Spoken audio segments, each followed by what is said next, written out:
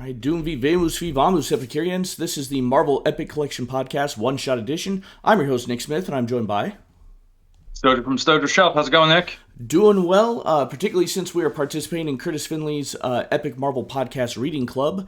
And this one-shot is going to be our brief thoughts on today's issue, which is number 114. And I've somehow lost my slide. There we go. Found it. Alright, this is Uncanny X Men number 114. This is the first time we get that adjective at the start of the X Men there.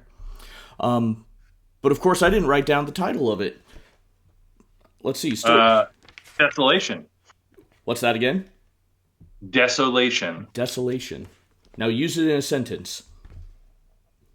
The Beast and Jean are in complete desolation within the Arctic. All right, I should have started with the spelling to do the spelling bee bit, but okay, here we go. So yes, Jean Grey, the Phoenix, and Beast are miraculously saved in Antarctica after the previous issue, and they of course have to break the news to Xavier that the rest of the X-Men are dead. Except that they're not dead. Storm whipped up a freezing snow that cooled the magma as it flowed down into Magneto's base, and the team hacked their way into the Savage Land, thinking that, well, Hank and Jean were dead. Now, as the X-Men begin adjusting to life in the Savage Land, Storm is attacked by the man/pterosaur named Sauron? I'm not sure I've ever heard his name out loud. Yes, Sauron is the way I've always thought about it, but I'd have to refer to the cartoon for proper pronunciation. Right. Is Sauron the Lord of the Rings guy, or are they both Sauron? Yep. Okay. Sauron's the Lord of the Rings guy, and then there's Saruman from Lord of the Rings, which I think is a slightly different character. Tolkien. All right. That's all right. I shouldn't complain because he bases all of that off of old Anglo-Saxon stuff, and that's kind of my jam. But anyway, Stojr, what are your thoughts on this issue? So I like this issue. I mean, this is a lot of these issues of X-Men or Uncanny X-Men are really solid during this era. I think looking back, it feels a little like a plot device or a little cheesy that like everybody thinks the other one's dead. But as we read forward, it carries through. So it actually will it kind of is almost like watching a Seinfeld episode now, where it's like, oh, this whole problem could have been solved with a cell phone, and the whole episode wouldn't make any sense. I'll have that feeling over the next couple issues of X-Men, with each team thinking they're dead.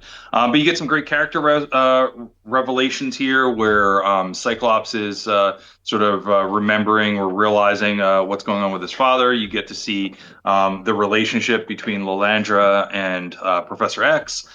And you can see that John Byrne has a crush on Storm because he's just drawing her in the skimpiest outfits throughout the back half of the issue, especially on that last panel page. The reveal of Sauron is great, especially if you're a new reader to X-Men, right? So, like, obviously he was, they have some experience with him prior to the new X-Men, and things like that.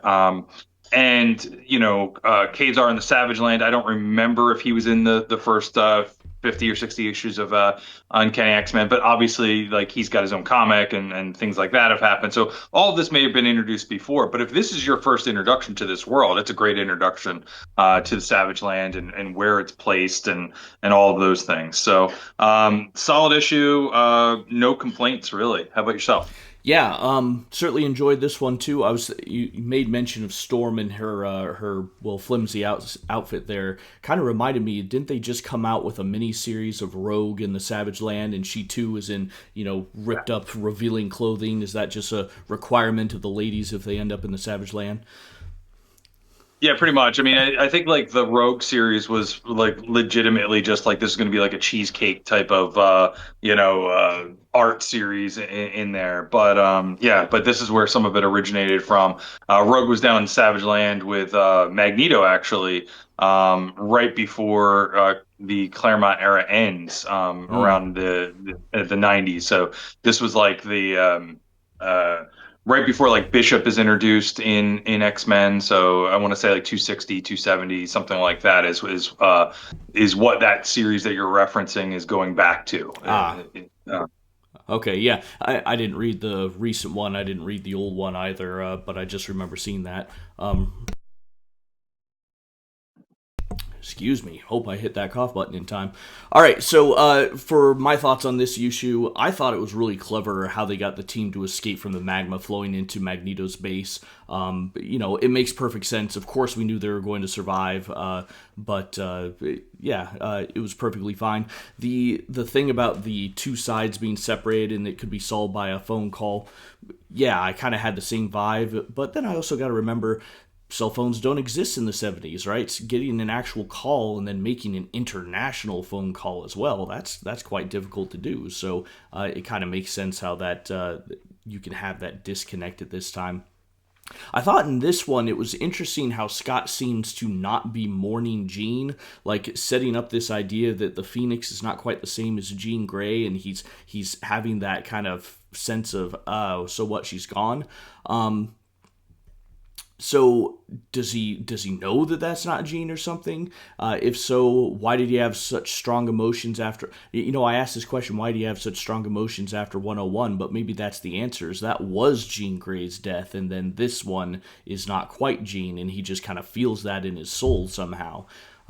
So I don't know. I thought it was interesting. We'll see. We'll see where it goes. But yeah, solid issue all around. I think it's interesting. Like writers don't know really what to do with consistency with Scott. So having read ahead, there's a couple of things that they're maybe laying some breadcrumbs for that you're talking about that we'll talk about in future issues. But I mean, throughout time, I mean, spoilers, but he gets married to somebody else at some point. He abandons them to go back to Jean. After that, I mean, they have him, in the future, murder Professor X, become a revolutionary. Like they have him all over the place. And somebody was talking about online about how who's more interesting stories to the X Men, like is it Cyclops or Wolverine? And everybody was jumping on the guy that was trying to say Cyclops. But what's interesting is that like Wolverine, it seems to be more interesting from a solo series perspective, obviously, right? Like he's got, Mm-hmm. his own comic that's gone 300 plus issues if you add them all up and all of that. But from a perspective of like on the team, Cyclops has been crucial, almost the entire time through 700-800 issues of X-Men. So. Mm-hmm. Yeah, I have not read much of the modern stuff, admittedly, but I get what you're saying about Cyclops being important to the team, and yeah, he does go through some iterations. I do remember some of that more modern stuff. I feel like after Emma Frost gets in there, he starts having a darker tone, but maybe that was introduced beforehand. Again, I've kind of gone in and out on the X-Men. Wolverine, I don't know. I feel after allowing him to have his memories and to remember his memories after House of M, I feel like that took away a lot of the mystique about him. And yeah, I mean, he's still interesting, but just not quite as much anymore. It doesn't seem like he's a guy who's trying to find himself anymore. But that's all modern stuff, that we can worry about that later. Yeah, yeah. I guess final thoughts on this issue. Obviously, this issue shares the cover to the Epic Collection, so that's interesting. And for those that haven't noticed it so far, they do recolor the covers to the Epic Collections or tweak the colors. So I think they do it purposely just to have them stand out. It's not like a purposeful improvement or tweak or change. But the cover's different, and Beast in a blizzard covered in snow is just a cool image on the first page. So I Yeah. just wanted to call those things. All right. Well, if you guys have enjoyed our thoughts, follow us on YouTube, where we are going to read, rate, and review a full Epic Collection trade paperback every month now. I guess maybe we should have started, since this is a new recording session, should have started talking about that. But maybe we'll do that in the next one, or maybe we'll do that in a different fun episode that we have coming up. We'll worry about that. All right. Thank you very much, guys, and we'll have another episode with our thoughts coming out tomorrow.